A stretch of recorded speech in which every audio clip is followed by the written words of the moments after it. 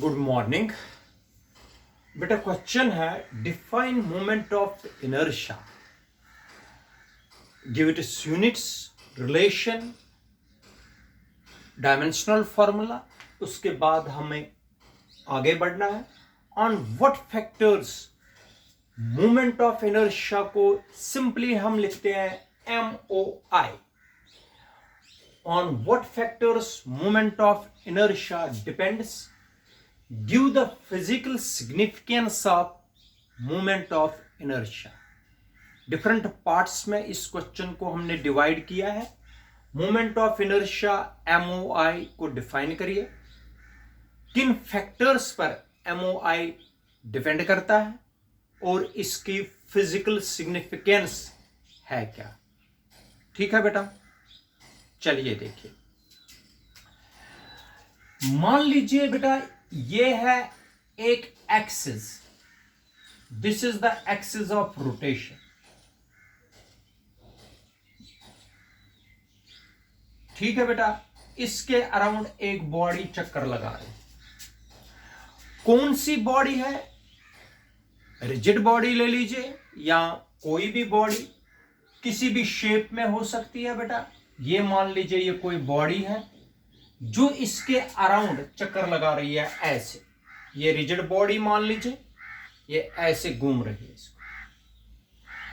ये जो बॉडी है, अगर ये बॉडी है तो ये जो बॉडी है it is made up of large number of particles. ये बॉडी जो बनी है लार्ज नंबर ऑफ पार्टिकल्स से, एक पार्टिकल, दो पार्टिकल, तीन पार्टिकल, चार पार्टिकल, पांच पार्टिकल, nth पार्टिकल। अगर एक पार्टिकल का मास है m1, दूसरे पार्टिकल का मास है m2, तीसरे का है m3, फिर है m4, फिर है mn। इसका मतलब हो गया ये जो बॉडी बनी है it is made up of large n number of particles having mass m1, m2, m3, m4, m5, m6, mn। Clear है बेटा? ये जो एक बॉडी हमने ले ली है ये बनी है लार्ज नंबर ऑफ पार्टिकल्स से। हर किसी पार्टिकल का मास मैंने दिया है m1, m2, m3, m4। इन्हीं पार्टिकल्स से एक ये रिजिड बॉडी बनी है। ठीक है बेटा? अब ये जो पार्टिकल है अगर इसकी हम डिस्टेंस देखेंगे, perpendicular distance from the axis of rotation, perpendicular distance from the axis of rotation इस पार्टिकल की r1 है, दूसरे पार्टिकल की है r2, तीसरे पार्टिकल की है r3,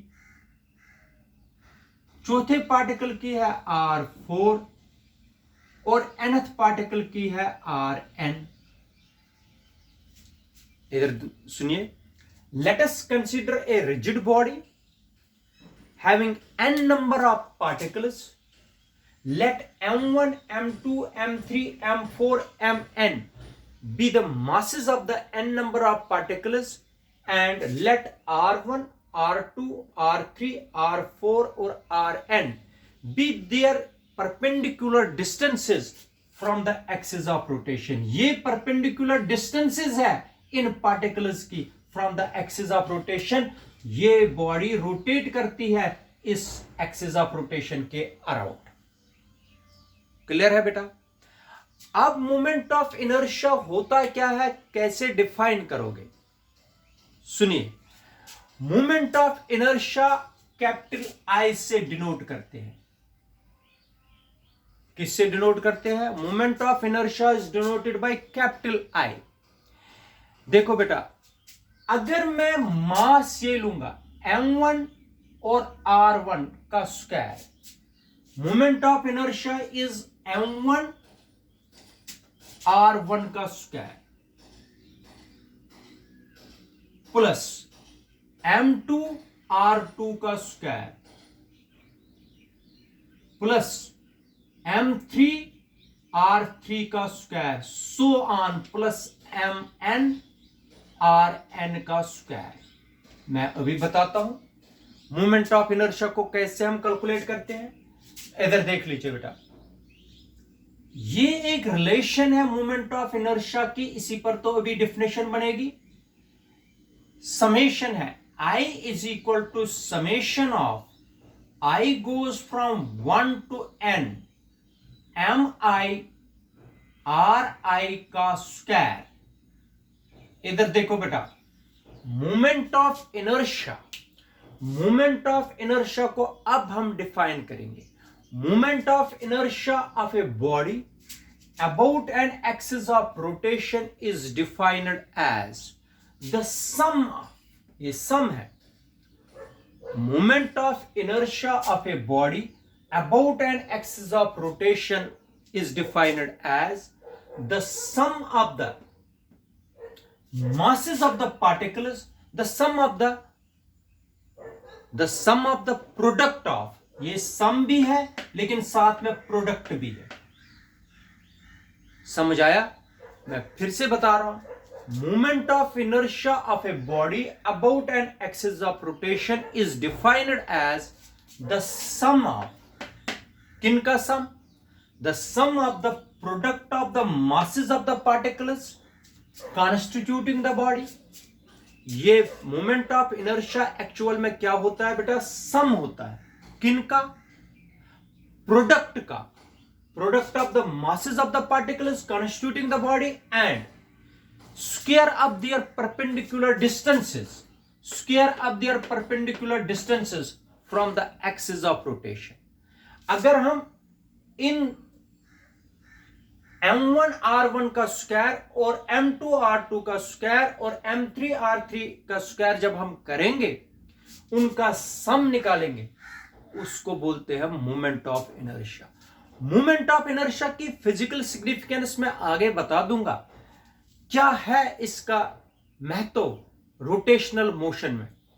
इधर सुनिए, moment of inertia of a body about an axis of rotation is defined as the sum of the product of the masses of the particles and the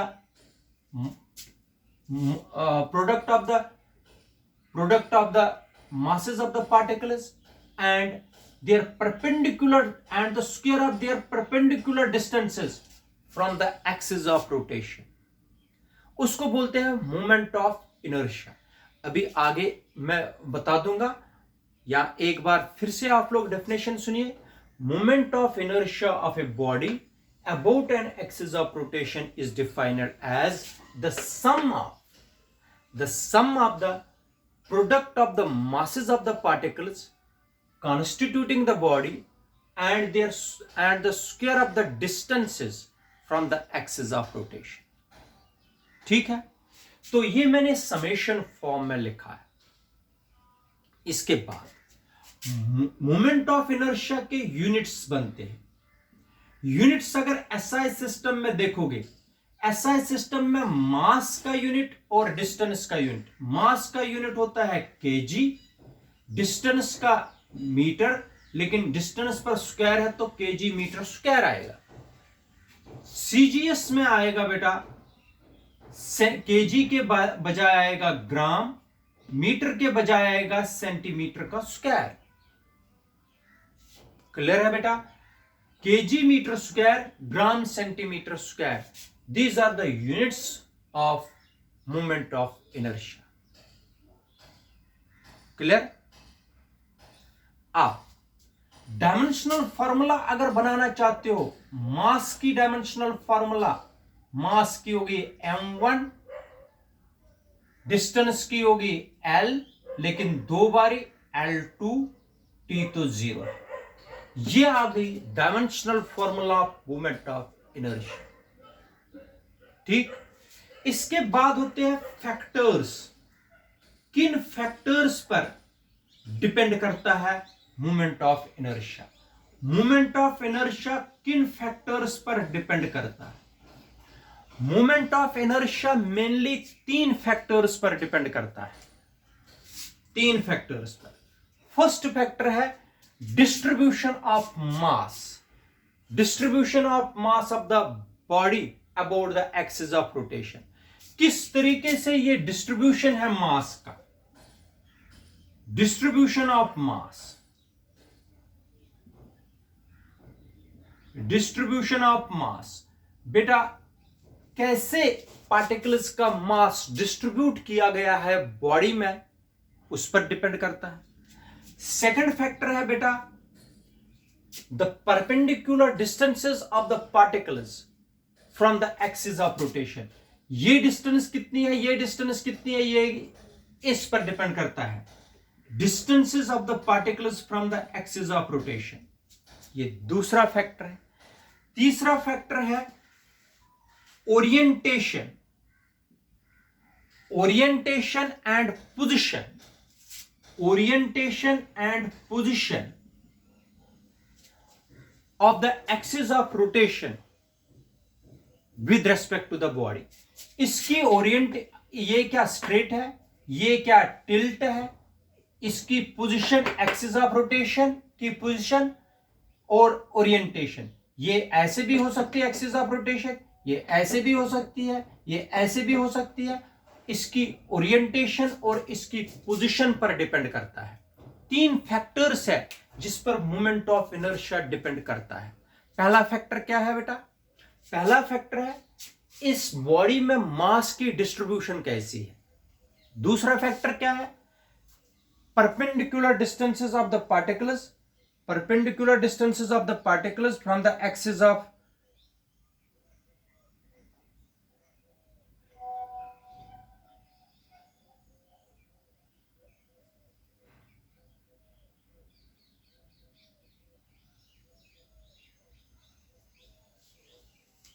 ये बेटा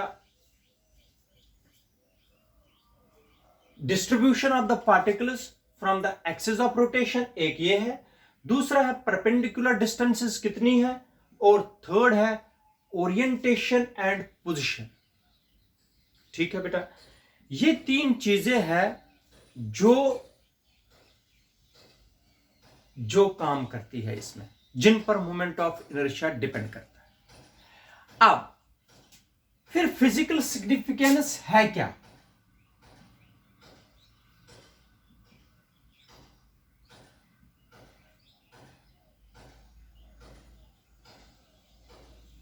आप लोग मुझे बता दीजिए फिजिकल सिग्निफिकेंस है क्या इसमें। मैं आप लोगों को फिजिकल सिग्निफिकेंस बताता हूं बेटा। सबसे पहले अगर आप लोगों ने लीनियर मोशन में देखा, एंगुलर मोशन की बात आप छोड़ दीजिए, लीनियर मोशन हो गया स्ट्रेट पाथ पर जब चलते हैं, एंगुलर मोशन जब सर्कुलर पाथ पर चलते हैं। पहले मैं लीनियर मोशन में बताता हूं। Newton first law of motion बोलता है अगर कोई बॉडी रेस्ट पर है वो रेस्ट पर ही रहेगी, और अगर कोई बॉडी मोशन में है वो मोशन में ही रहेगी, जब तक कोई एक्सटर्नल फोर्स हम नहीं लगाएंगे जो स्टेट ऑफ रेस्ट या स्टेट ऑफ मोशन को डिस्टर्ब न करे। एक बॉडी अपने आप स्टेट ऑफ रेस्ट को चेंज नहीं कर सकती है, पता है, this is Newton's first law of motion.